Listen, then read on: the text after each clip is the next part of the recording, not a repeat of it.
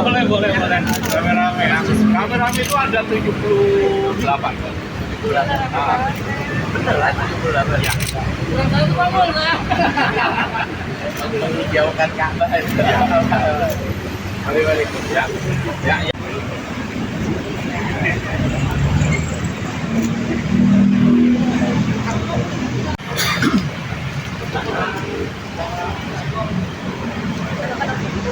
Kondisi kesehatannya sekarang gimana? Masih dalam pemulihan. Alhamdulillah saya untuk sidang hari ini. Ya, masih ada sedikit peradangan, tapi alhamdulillah saya bisa dapat perawatan yang baik.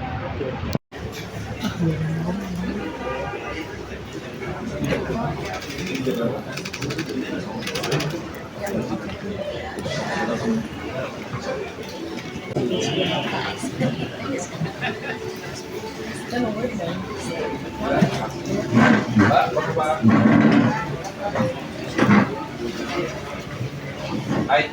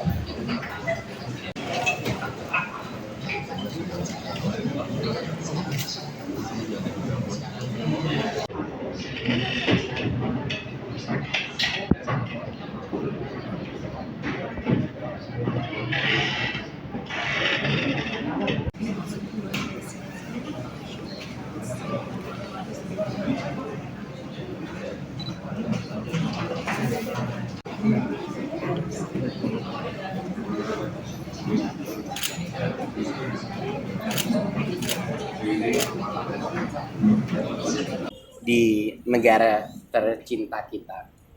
Saya juga ingin mengapresiasi Komisi Yudisial yang baru saja mengeluarkan pengumuman bahwa ada ditemukan pelanggaran etika di dalam sidang saya, dan itu adalah salah satu bukti terkuat bahwa apa yang kami alami itu benar gitu, apa yang kami alami berbagai pelanggaran etika yang terjadi.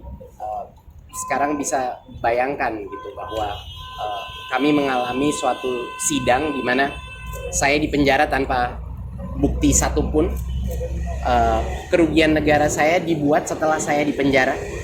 Jadi baru direkayasa setelah saya ditahan, baru ada dikeluar audit kerugian negaranya. Saya tidak boleh doorstop selama sidang. Bukti-bukti sembunyikan dari tim hukum kami, seperti audit kerugian negara tidak mau diberikan. Kesaksian kunci dari Google ditolak oleh kejaksaan, padahal seluruh kasus ini kan bertumpu kepada Google gitu. Jadi sangat janggal dan tidak masuk akal.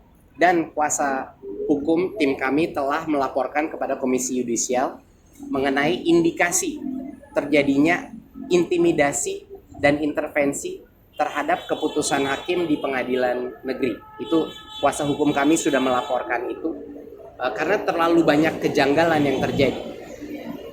Aneh sekali, pada saat kami mendengarkan keputusan hakim pengadilan negeri, itu putusannya, dissenting opinionnya Hakim Andi yang menyebut keputusan bebas, tidak bersalah, itu sangat detail dan semua fakta persidangan itu ada di dalam keputusan tersebut. Tetapi keputusan hakim lainnya yang bersalah itu penuh dengan lubang-lubang hukum, penuh dengan cacat hukum. Contohnya, masa saya diputuskan bersalah, tidak ada unsur memperkaya diri sendiri, tetapi dikenakan uang pengganti. Itu saja sudah cacat hukum. Kedua, saya dituduh dalam keputusan bersalahnya memperkaya Google. Padahal Google tidak terlibat dalam pengadaan Chromebook. Lebih janggal lagi, Google itu tidak didakwa. Dan lebih janggal lagi, Google itu tidak diundang sebagai saksi oleh jaksa penuntut umum. Harus kami yang mengundang sebagai saksi. Pas kami undang pun ditolak oleh jaksa penuntut umum, tidak mau mereka kehadiran Google. Jadi begitu banyak kejanggalan dan cacat hukum dalam keputusan bersalahnya. Sedangkan dalam dissenting opinion Hakim Andi sangat jelas semua fakta persidangan di situ ada. Itulah mengapa dari tim kuasa hukum dan kami merasa keputusan awal daripada sidang kami di Pengadilan Negeri itu sepertinya keputusan awalnya bebas. Tetapi mungkin karena adanya tekanan dan intimidasi dirubah menjadi keputusan bersalah. Jadi itu hal yang kami mohon sekali Komisi Yudisial untuk menggali dan menginvestigasi apakah benar terjadi pelanggaran-pelanggaran etika di situ. Jadi mungkin untuk menutup,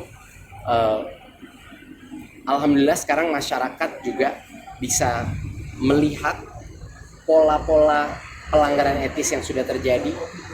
Di luar kasus kami pun dimulai dari kasusnya Tom Lembong, kriminalisasi terhadap kasus Pertamina, terhadap kasus Donald dan Niko, di kasus Tanihub, kasus Chromebook, saya dan Ibam.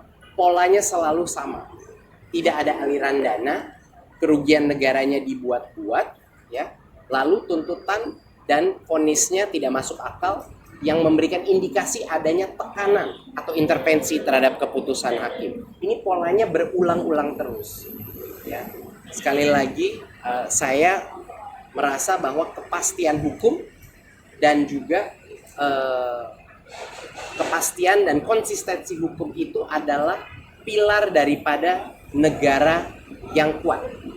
Dan karena itu, dengan apa yang terjadi, dengan aparat penegak hukum dan pemerintah mengambil tindakan yang tegas kepada oknum-oknum yang di dalam institusi-institusi aparat penegak hukum, saya optimis. Saya sangat optimis bahwa kedepannya keadilan akan datang.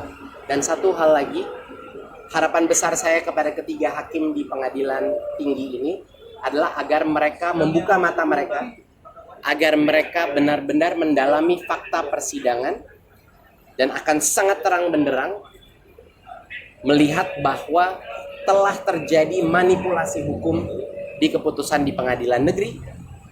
Dan saya harap sekali ketiga hakim ini tidak takut membebaskan orang yang tidak bersalah. Sekian dari saya. Terima kasih. Febri Ardiansyah ketika ditahan dari Pak Indro tidak diborgol. Beda dengan Anda dan beberapa yang tadi disebut. Tanggapannya gimana? Ya, tentunya bagi kami yang mengalami proses kriminalisasi ini tidak ada itu namanya tidak ada rompi atau borgol ya.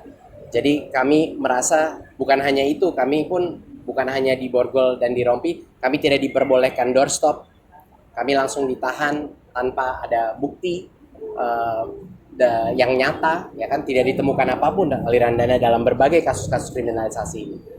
Jadi ya menurut saya harapan ke depan saya adalah dengan sekarang masyarakat tahu sekarang pelanggaran-pelanggaran etika yang terjadi dan apa yang kita hadapi, semoga keadilan akan datang untuk kita semua. Dan saya cuma ingin mengingatkan lagi, korupsi itu dosa besar,